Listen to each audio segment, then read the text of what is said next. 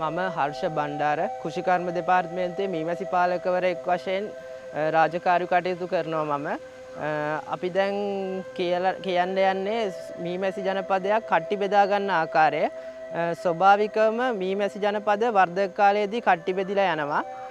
දැන් අපිට ස්වභාවිකව බෙදිලා යන එක වළක්වලා අපිට තව ජනපදයක් හදාගන්න පුළුවන්. අපි මීමැසි පාලනය කටයුතු කරද්දී අවුරුද්දේ ජනවාරි අප්‍රේල් වගේ කාලය තුලදී කරන්න පුළුවන්. මොකද පරිසරයේ මල් හට ගන්නවා. ඒ කාලය ඇතුළත ජනපදයේ හොඳ වර්ධනයක් දකින්න පුළුවන්. අපි දැන් කට්ටි බෙදීමක් සිදු කරන ආකාරය තමයි බලගන්න යන්නේ. අපිට ඒකෙදි මූලික අවශ්‍ය වෙනවා මේ ආරක්ෂිත ඇඳුමක් අපිට අඳින්න පුළුවන් මීමැස්සොන්ගේ දෂ්ටනය වළක්ව ගන්න. දුම් විසුරණයක් යොදා ගන්න පුළුවන්. එයාලට දුම් ටිකක් ගහලා පොඩ්ඩක් එයාලගේ දෂ්ටනය කරන එක අඩු කරගන්න, එයාලා පොඩ්ඩක් පාලනය කරගන්න. ඒ වගේම අපිට ඕන වෙනවා මේ මීමැසි පෙට්ටිය. ඒ කියන්නේ අපේ ජනපදයේ තියෙනා වගේම අපිට පෙට්ටියක් ඕන. ඒ කට්ටිය අර බෙදලා අයින් කරගන්න එකට. ඒ වගේම අපිට පොඩි පිහියක් මේ භාවිතා කරන්න පුළුවන්. එයාලගේ වද එකට සම්බන්ධ වෙලා තියෙනවා නම් ඒවා වෙන් කරගන්න. ඒ ටික තමයි අපිට මූලික වශයෙන් ඕන වෙන්නේ ජනපදයක් බෙදා වෙන් කරගද්දී. අපි දැන් දුම් විසුරුනේ පත්තු කරගන්න හැටි බලමු. මේකට ගන්න පොල් මුඩු වෙන මොකුත් දාන්නේ නැහැ. පොල් මුඩු ටිකක් විතරයි දාන්නේ. පොල් මුඩු ටික කිරාගෙන දුම් විසුරුනේ අස්සර දාලා පත්තු කරගන්න ඕන.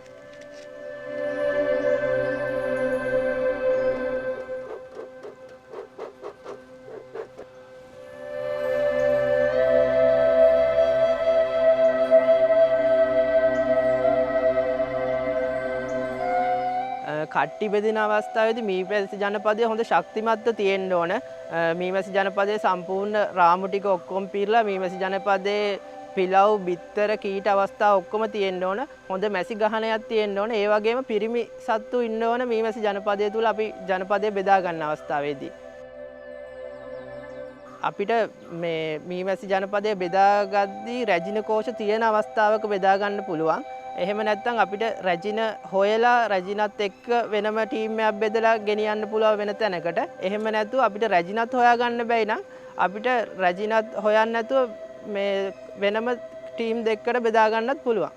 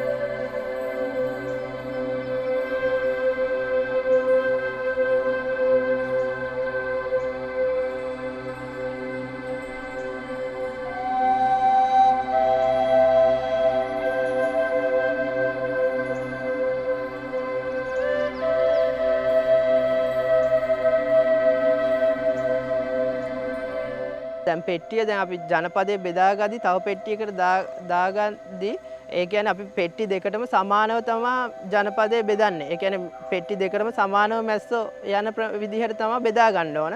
එතකොට සාමාන්‍ය දැන් අපේ සම්මත මීමැසි පෙට්ටිය වල තියෙන්නේ රාමු 8 පෙට්ටිය හෝ 6 පෙට්ටිය. ඒ පෙට්ටි දෙකෙන් එකක්නේ අපි මේකට යොදාගන්නේ. එතකොට මේ පෙට්ටි 6 පෙට්ටියක් ගත්තොත් වද 3ක් දා ගන්නවා. 8 පෙට්ටියක් ගත්තොත් වද 4ක් දා ගන්න ඕන.